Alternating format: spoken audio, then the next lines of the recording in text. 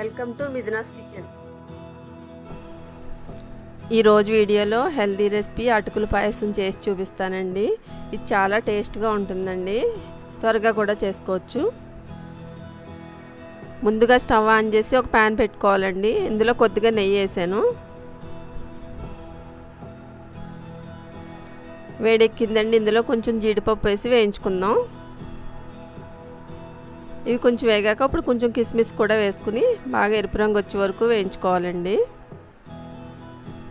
వేగిపోయినాయండి, గిన్నెలో తీసేసుకుందాం.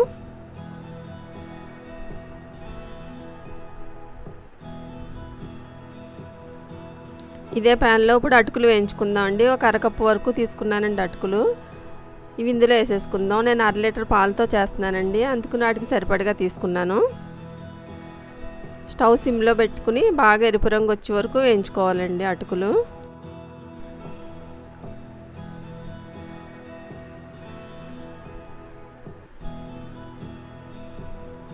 వేగిపోయినాయండి, ఒక గిన్నెలో తీసేసుకుందాం.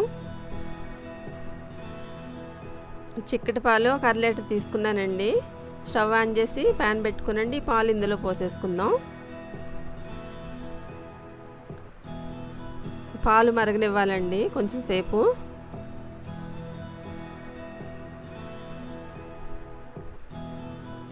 పొంగొచ్చినాయండి పాలు. ఇప్పుడు అటుకులు ఇందులో వేసేసుకుందాం. మొత్తం జీడిపప్పు, కిస్మిస్, అటుకులు కూడా వేసేసానండి.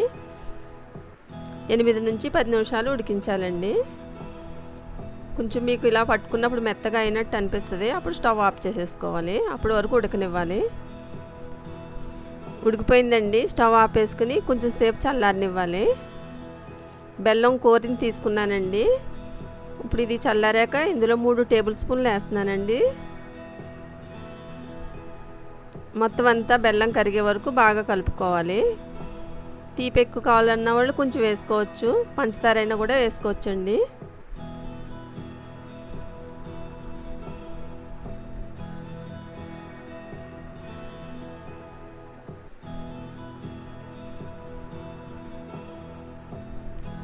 కొద్దిగా యాలకుల పొడి వేసుకోవాలి.